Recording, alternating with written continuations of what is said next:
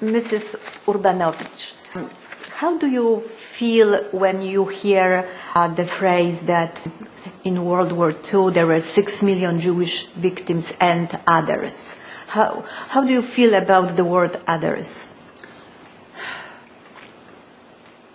Others to me means, and I am considered others, I have no face, no name, I'm a nobody. And that's not the way we human beings should treat each other. You know, if you want peace on earth, you have to behave peacefully. You want respect from others, give respect first. This is what I tell our students.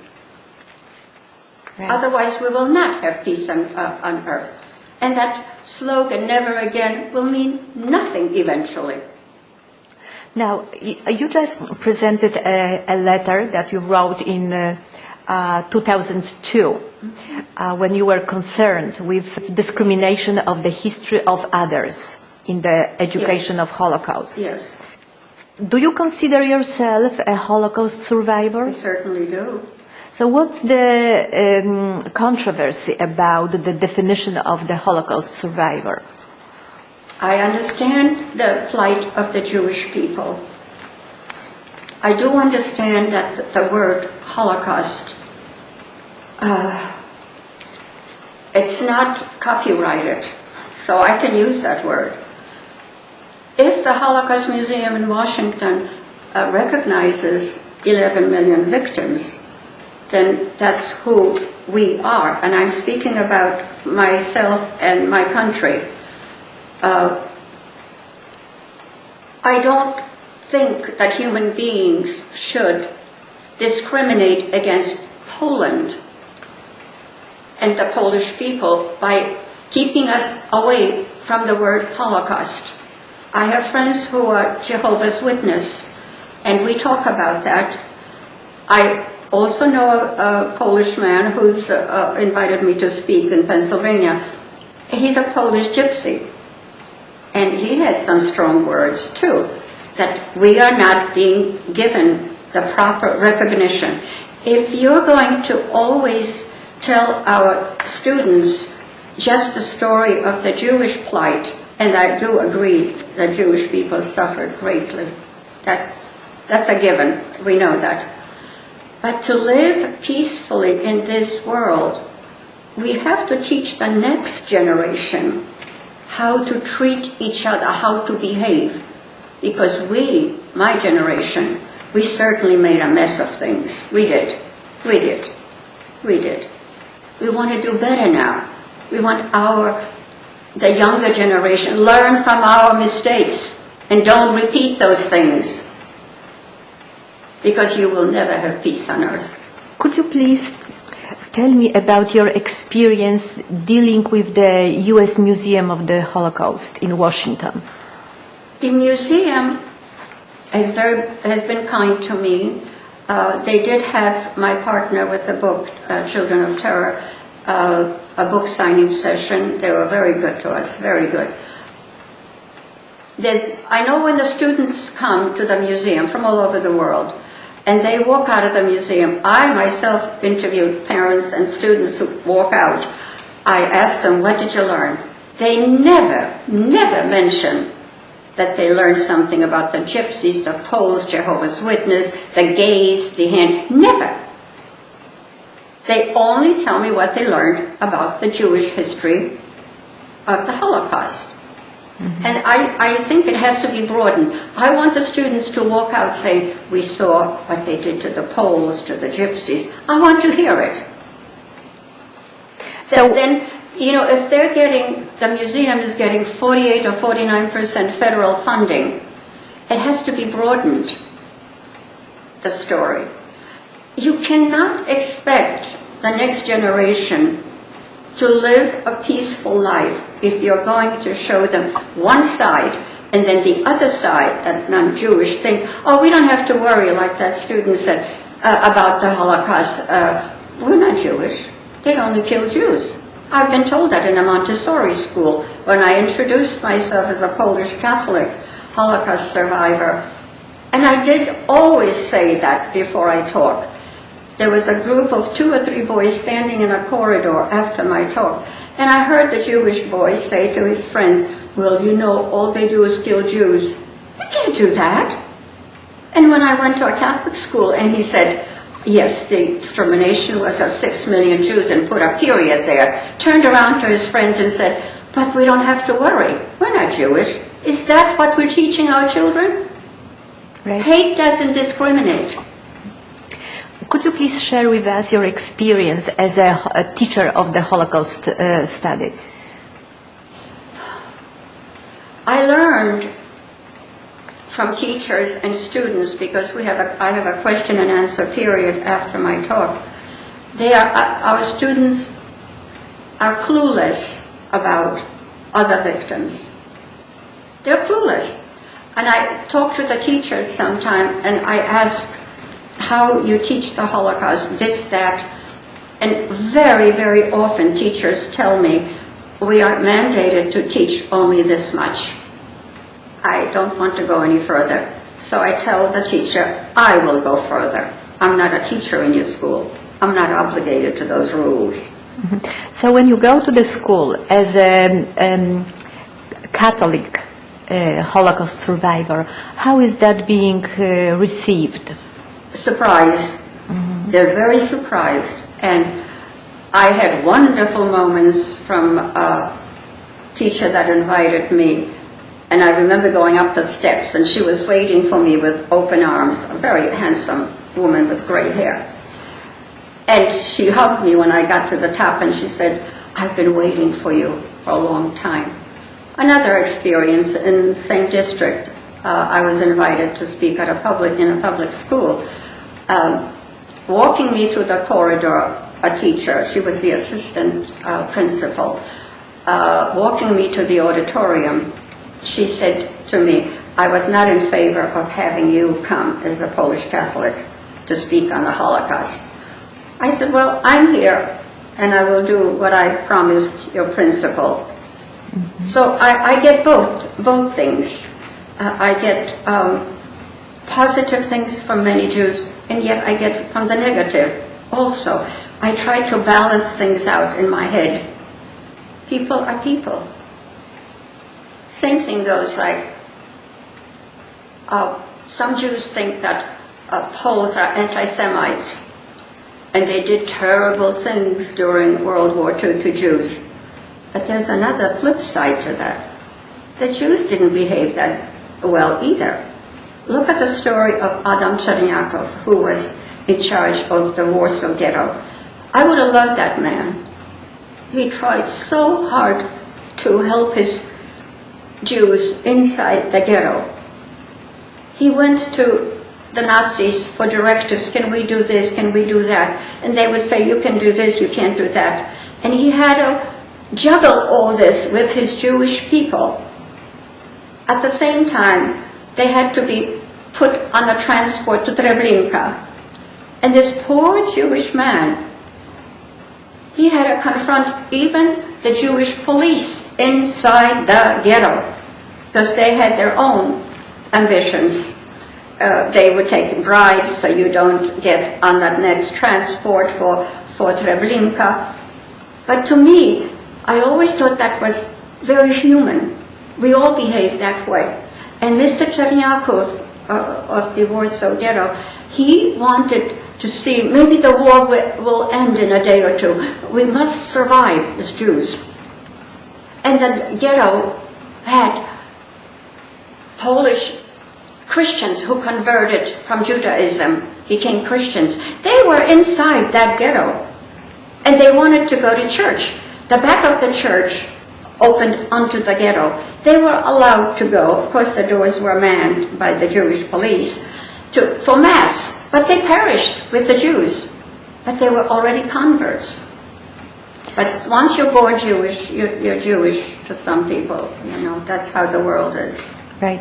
What kind of experience do you have with telling the world about the Polish people saving and helping the Jews?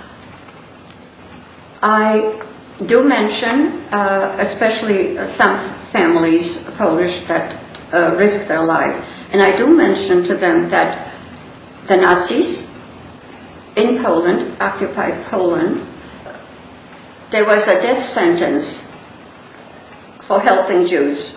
I know one lady whose son ran out of the house with a glass of water because they were marching the Jews to death, and he offered a Jewish person water, and she was terrified because she didn't know he left the house. It was a death sentence. Fortunately, the little boy, he was only about 3 or 4, I think, came back home, and the mother scolded him. Why did you do that? Why did you go outside? Mm-hmm. But he couldn't stand it. He brought a glass of water. So how about this story, this sacrifice that the Polish people made? Is it being known in the United States? It's being known. The problem with that is that is known. The problem with that is that we are being perceived as rescuers, not victims. Now, under communism in Poland, when the words Polish concentration camps came into usage, where were the righteous Jews who would protest and say, that's not true? That's not true. Poland had no government. She was under communism. But no righteous Jews protested that saying, Polish concentration camps. Oświęcim was Auschwitz. That's German. Right. And it has been persisting for years. Right? Yes. And no righteous Jews protested that slogan, Polish concentration camp. We couldn't, we tried very hard, but we needed support. Where were you, Jews? Where were you, the righteous Jews, like you had righteous Gentiles? You had a friend, a Jewish friend, who was saved by the Polish people, and after the war he invited the children of their saviors, right, to the United States. How was that handled? That was handled by a publicity from New York, someplace. I used to know the person who ran that office, I don't remember anymore. And they perverted the story so badly that I called some people I knew who got in touch with Poland. This had something to do with Jedwabne. It was thrown into the story. And the Polish government responded immediately that that's not true, what they put into the press release. That was a big fat lie. So we tried to straighten that out. I went to the press, a local press, who had the biggest section on that, the biggest lie, and I protested to the journalist first. She didn't know what to do with me, so she got the chief of that department, and I heard him say, "You tell her what we said, we said." I said, "No, sir, I want a retraction, because that's a lie what you wrote." And he said, "I will not." But there was an apology on page 7 in tiny, tiny print like we do in America, saying that the report was wrong. So in other words, you had a story about a Jew being saved by the Polish people, and he invited that family to thank them for their sacrifice. And that story was spinned in the American press as a proof of Polish anti-Semitism. Yes, yes, yes. Now that anti-Semitism, I consider that bullying us people. And we know in America what bullying does to students. They can't take it. Young people, 14, 15, 16 years old, being bullied. They commit suicide. Our children, the best of our children. They can't handle it. And that form of bullying us as anti-Semites, they have to stop that. They have to stop. Now, you wrote a book about your life experience, about your experience in World War II as a Polish Catholic, and you wrote this together with your Jewish friend. Mm-hmm. Can you He's a German Jew, yes. Right. Yes. Can you tell me how that book came about? What was the idea to write those two stories side by side? It's kind of a love story between a Catholic and a Jew. We met about 30 years ago at a high school symposium on the Holocaust. I was to give my story testimony, and she was to give her testimony. And afterwards, we heard each other. Afterwards, we're in a teacher's lounge getting coffee. And I'm at the getting my coffee. She walks over and she says, Bożena, your story is just like mine. I said, no, girl. Your story is like mine. And we became fast friends, you know. That was 30 years ago. And we traveled individually telling our stories. Sometimes together schools would invite us. And for about 10, 15 years, she kept saying, Bożena, let's do a book. And I didn't want to do a book.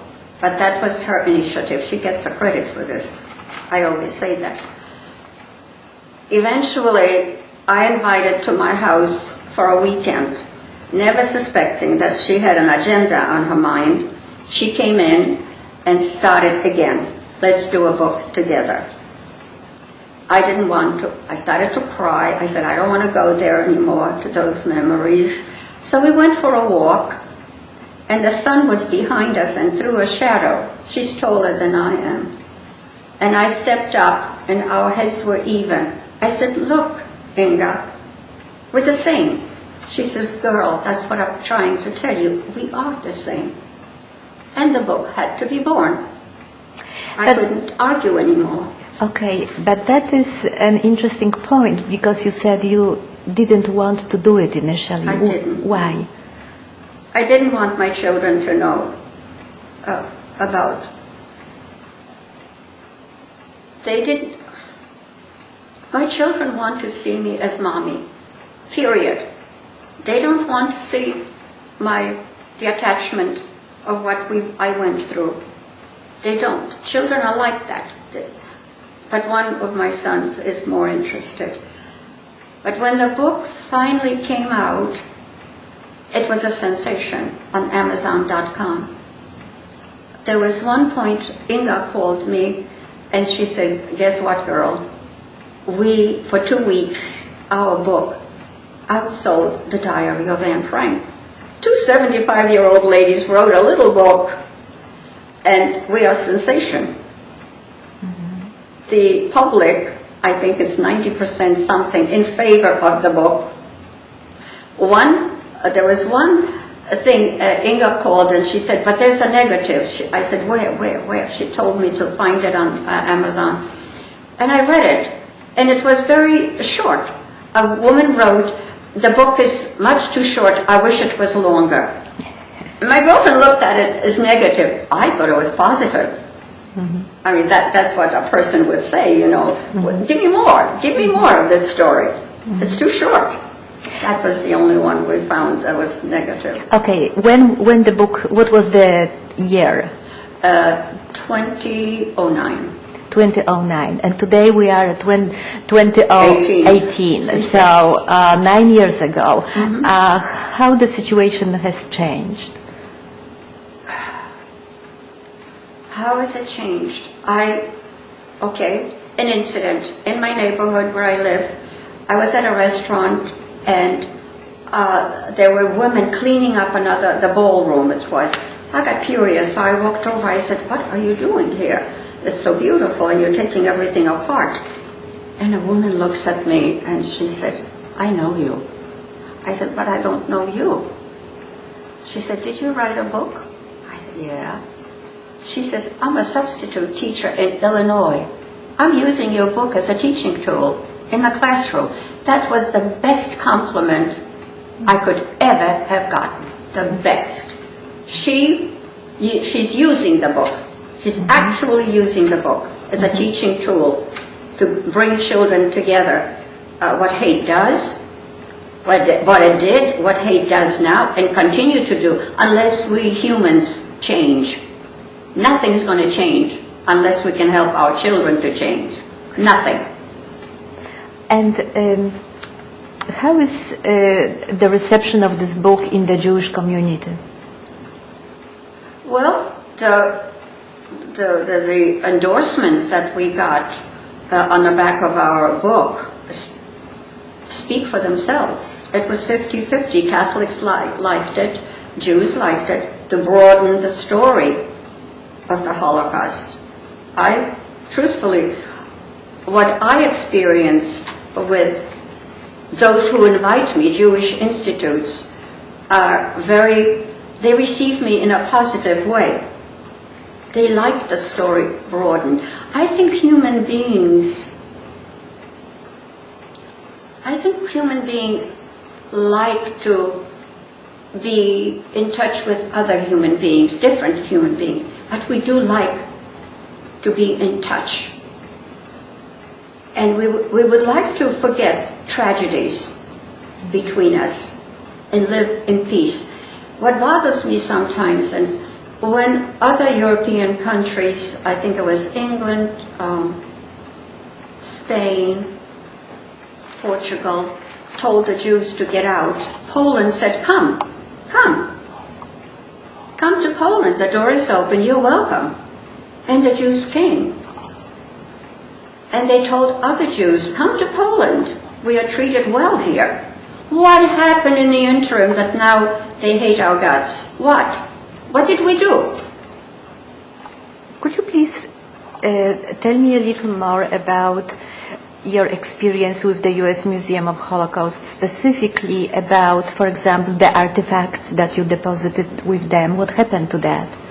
Oh, yes. I did inquire. They have. Well, first of all, what did you deposit? I collected artifacts in Poland and history. I videotaped. My husband was the videotaper of Polish Catholic Holocaust survivors. Their memories of what they went through in Ravensbrück, and other places. And I was given a letter of introduction. The museum didn't exist yet. It was still in the planning position. So I would present the letter, and they helped me. There was one lady, I don't remember which city in Poland, who had articles that I wanted because I saw them in a book, and I knew that she had them. There were scarves and carvings out of a toothbrush, 2 little children on a swing, on a seesaw. So I went to this particular lady to get it.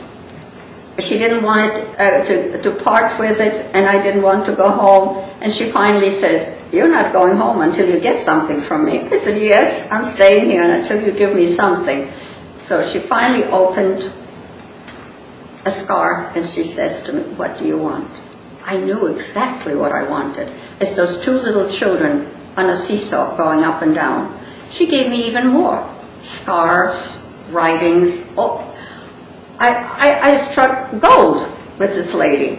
I brought everything home, photographed it for my own self, and I donated all this, and the name of the person who gave it to me, and how I learned about these things that she had it. I donated all this to the Holocaust Museum. Years went by, and I asked, I've never seen it on display. "Oh, wait, Pani Bożena, wait, we rotate." And I'm still waiting for the rotation. I haven't seen it there displayed for the Polish people. Same with the videotapes that we made of Polish Catholic survivors in Poland. I think there were 17 I donated.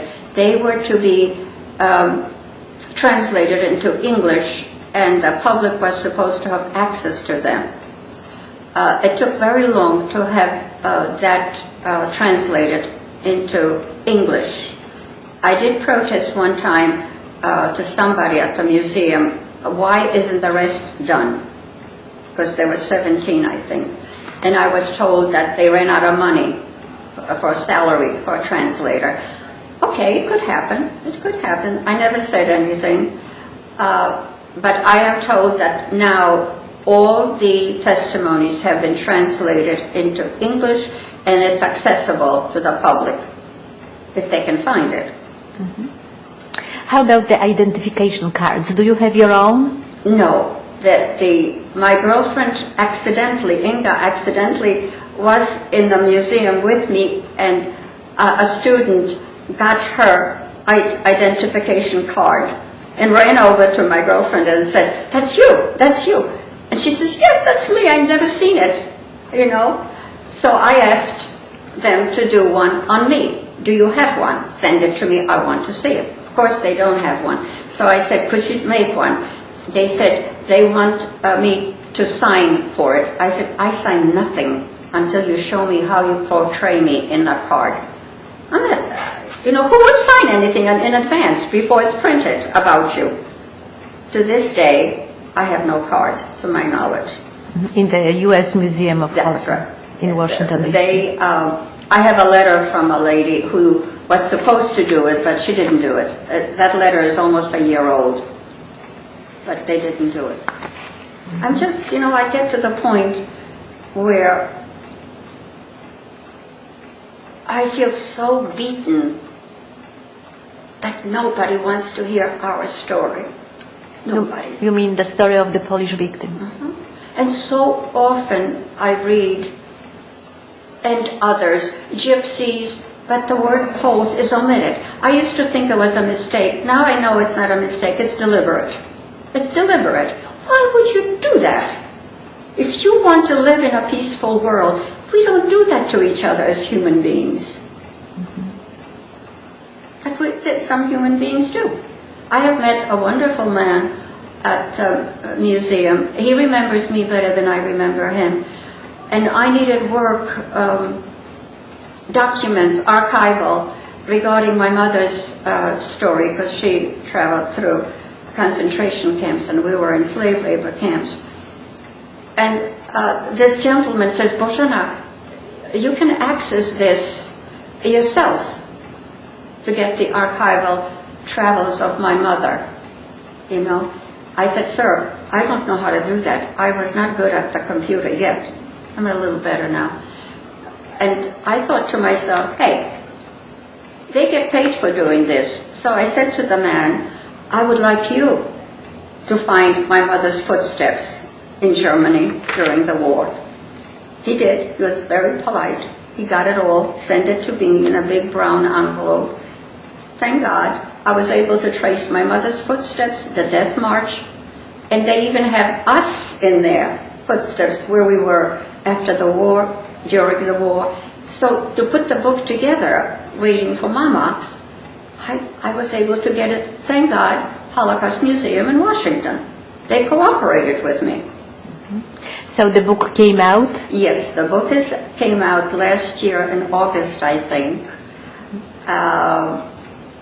I had made a deal with God that He can do whatever He wants with me, but give me time to finish the book about my mother. The book went into publication, and 2 weeks later, I was diagnosed as very, very sick. But I finished the book. I finished the book. I finished. I promised students and teachers that that book will come out. And some of the students have written to me, they can't wait to read that book, Waiting for Mama. That will be the culmination of the Urbanovich family. So tell us about your experience in outreach to students. Because you've been doing that for many years. 30 years, right. yes. Right.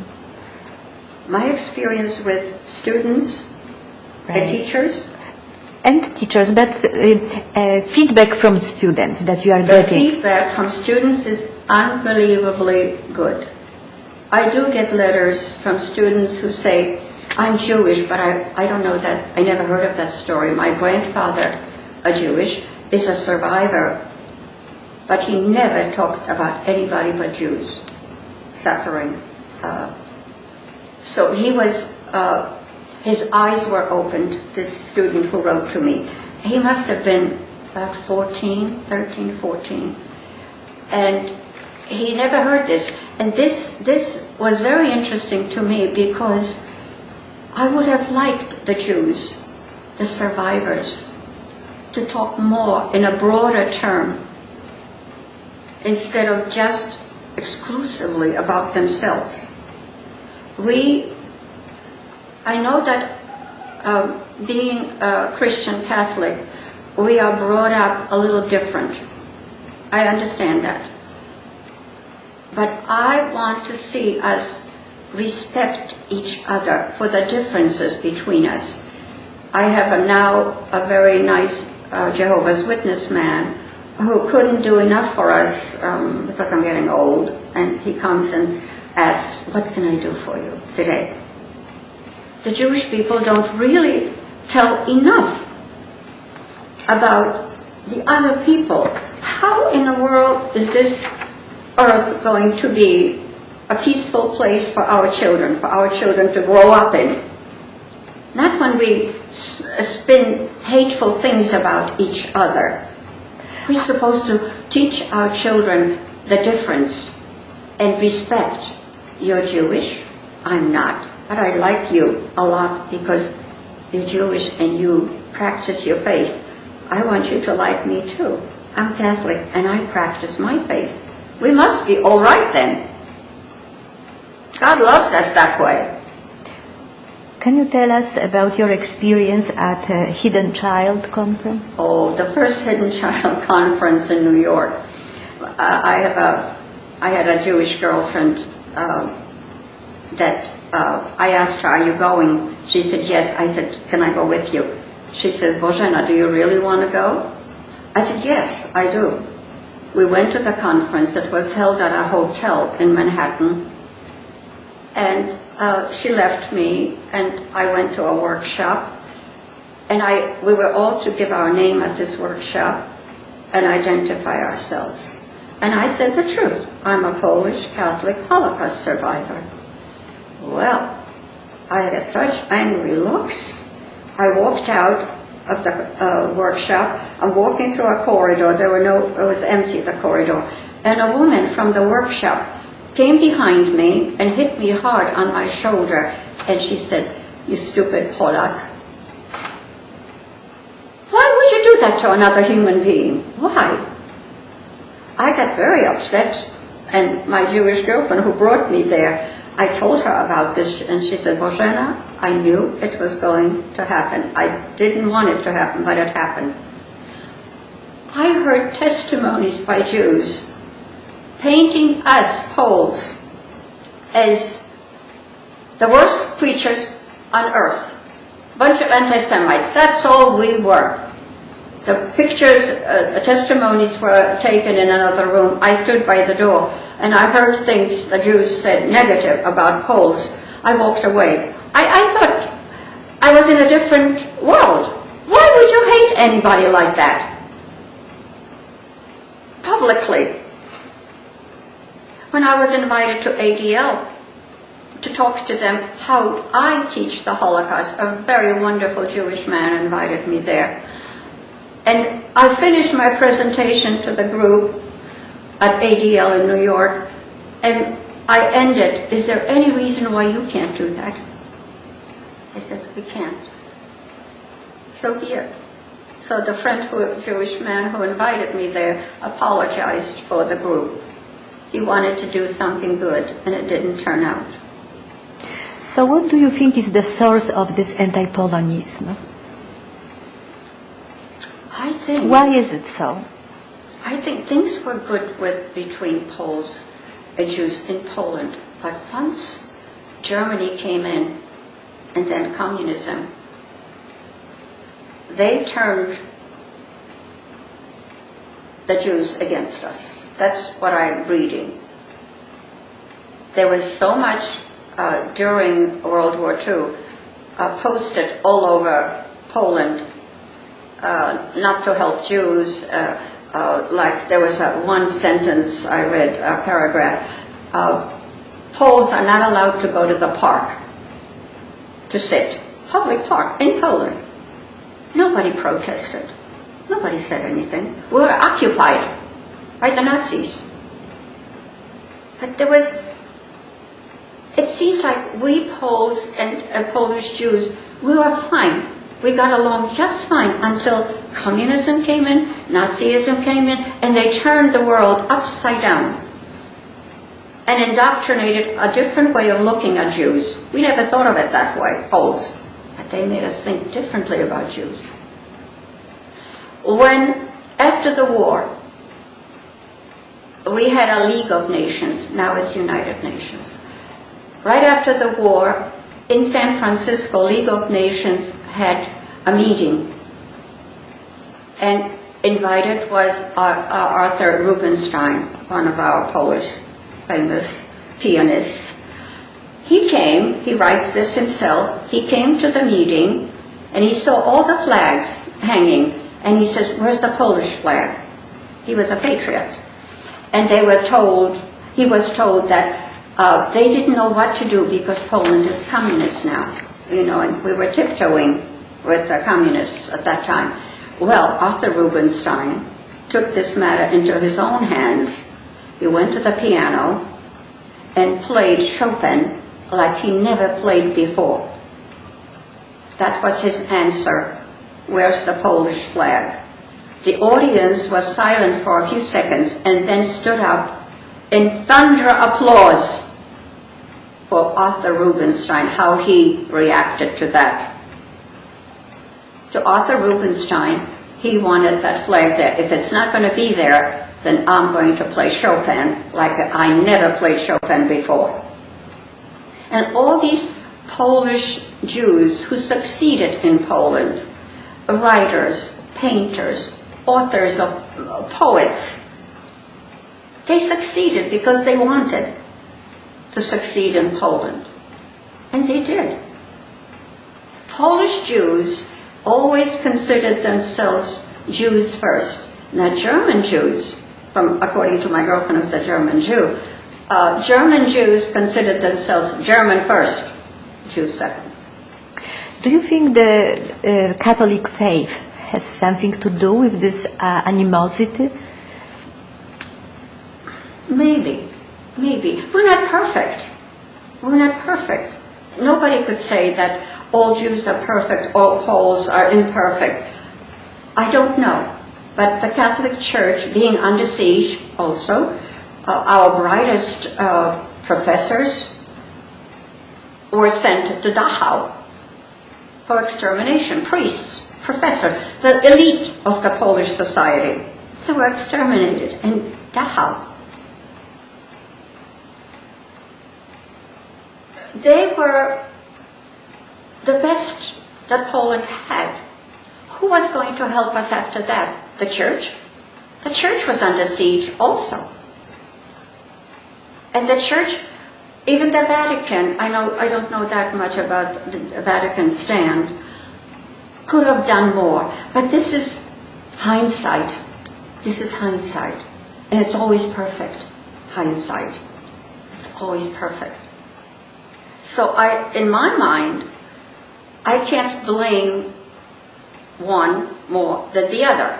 After the Holocaust, there was a Jewish man who took care of Jewish orphans, because there were so many Jewish orphans at the end of the war. He came to America to ask wealthy American Jews for money to help us with these orphans. We have to find home for them. And you know what they said in America?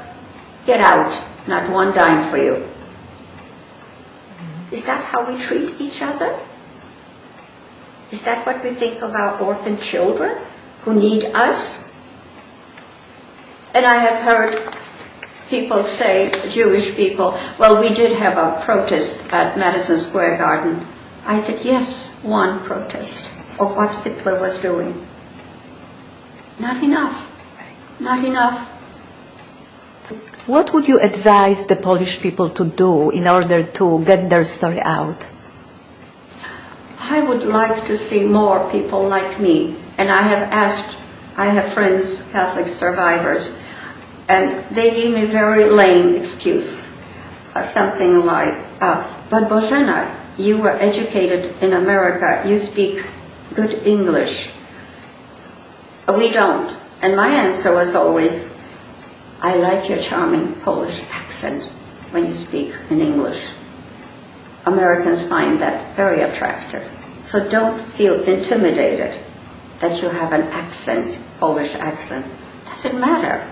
But now, in 2018, most of those people are gone. So how to remedy this silence that they left behind? I think too differently as a Christian. To us, when my enemy attacks me and calls me names, bullies me, and I remain still, I do nothing, because I don't want an argument. We in Christendom consider that a big thing to be silent in adversity, and we carry it a little too far. To me, to be strong when everybody's attacking you and you don't fight back, to me as a Christian, that shows that I have strength. But other people see it as a weakness. Yes. But it's really strength to keep silence when everybody's attacking you and calling you names and bullying you, and you still stand strong. To us Christians, that's a positive. The rest of the world thinks it's a negative and gives them permission to attack me more. Well, silence is the sign of agreement. That's what it's, yes. But in our Christian, Tradition. it's strength. But on the other hand, love is so much stronger than hate. Much stronger. Love thy neighbor is stronger. And that's where I come, to teach the children, students, to love each other, respect each other, be silent in adversity, or report it to a teacher when some children bully you. Report it, and the teacher should take that seriously. But going back to this Christian tradition of Silence. being strong in silence, you said we carry this too far. What do you mean by Yes, there are times when we have to defend ourselves with truth. But I don't believe we should argue with each other. I walk away many times because I don't want to argue. Sometimes I'm sorry later that I didn't, but I would like to walk away from an argument and just be still for a while. And that argument that never took place becomes something ugly. For instance, my nephew, many years ago, had a heart operation, and he had stitches all over. He lived in a predominantly Jewish community. And he went to the park, local park, and he was accosted by other teenagers. He was a teenager at the time, my nephew. And he was told, get out. This is a Jewish park. It was a small park in a small community. But it was public, And they started to hit him. So he opened his shirt. He said, I had surgery, heart surgery. They didn't care. My nephew went home, showed it to his father, told his father. His father knew the boys. They found the father of one of the boys who was hitting my nephew and asked, your son did this to my son who just had surgery. I am pressing charges against you. I don't want to go to court, but I'm going to put that on record, that your son did this to my son. It's to be on record. Turns out that the father of the son is a psychiatrist or psychologist. What in the world are you teaching your children? What are you teaching them? To tell somebody you don't belong in this park, it's mine? How is this going to work out in years to come? How? I know the children that I speak to, the students, they have nicknamed me Grandma. I like it. I like it a lot. when I'm with the students, I'm immediately their grandma. And they hug me and they write to me and all this. So I do feel that, and the children are all different faiths, mind you. They're not, just Christians. They're not. They're varied. And I like it that they listen to me. If they're willing to listen to a little grandma, maybe that's where I belong, because they're certainly not listening to parents and whatnot about love thy neighbor. It takes this little grandma to come to your school and tell you the story, and you can identify with me because you're not Jewish. You understand hate. Hate is never satisfied when it gobbles up one group. Once it succeeds with one group that they don't like, they try another group. We don't like these people either. We're going to get rid of them. Hitler wanted Poland to be settled by Germans. It was going to be their settlers. They were coming in fur coats to Poland to settle, to find the best restaurant I can own, like I had in Germany. Finding that Poles didn't have so many fine restaurants, and they were disappointed. But they came. Their pictures galore. Fur coats, big hats. The ladies came from Germany, well-dressed. My girlfriend of the book, Inga Albacher, told me a story when they lived in Germany. Polish Jews, they were the poorest. They would come looking for help from other Jews, in Germany. And they always helped the Polish Jews. But they were always, the German Jews looked down on the Polish Jews. That, Germany was so superior at that time in art, in medicine, in everything.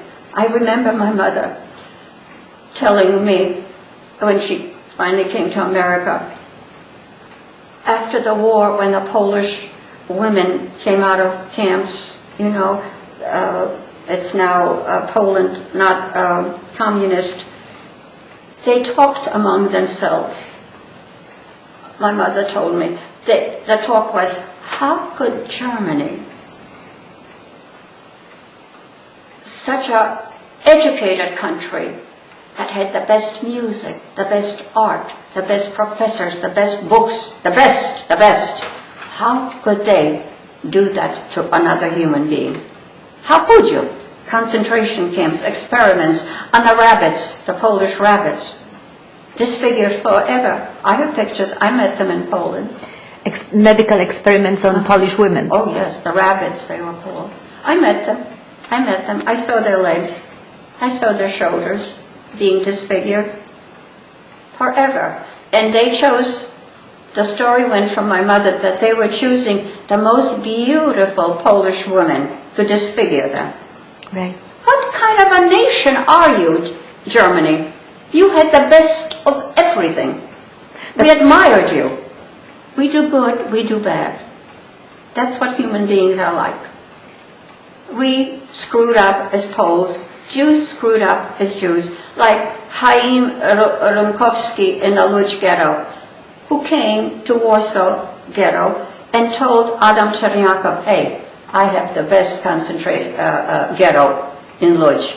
I have my own hospital. I have my own jail. I have money printed with my likeness on it. You should do the same thing here in Warsaw ghetto. Rumkowski was told to have 5,000 Jews at the platform. They're going to Auschwitz. He knew where the Jews were being sent. He managed to have 5,000 there, and at the end, he was sent to Auschwitz too. That's how people are. He tried in his own way. He was wrong, but in his way, he thought he was doing good for the Jewish people in the Lodz ghetto. Now, outside of the Lodz ghetto, there was a concentration camp for just Polish children. And we have pictures. We saw them. But we don't know about it. Not enough know about it. I know about it. Right. I have pictures. I saw it. Mm-hmm. I saw what they did. They sent most of them, it is written that most of those Polish children were exterminated. Some girls survived because they were sent to Ravensbrück, and I don't know if this was the end of the war already, but they did survive. But there are so many Polish children that were adopted into German households. They don't know that they're really Polish. One man found out, this is fairly recent, that he's one of those children, and he went to Poland to look for his parents, biological parents. I don't know if he found them or not. Well, hundreds of thousands of children were taken. Yes. But the story, the story of these ordinary Polish people in a little country like Poland, who right now is the only country that is considered Catholic. They're holding on, the Poles, to their faith. They're holding on as tight as they can. The new generation of Poles thinks differently than my generation. I'm 83 years old. I saw a lot. And I know if you do this, the result will be this. But the younger generation doesn't think that far. They just know right now. This is what we want right now. They don't think ahead. But that's not only in Poland. I think the younger generation, they think that way in America and in other countries too. It's right now. It's now that matters. I want a good job right now. I want my second or third car in the driveway right now. Right. It's foolish. It's absolutely foolish. But that's how they think. Right. But I think differently because of what I experienced. That's right. That's right. Okay.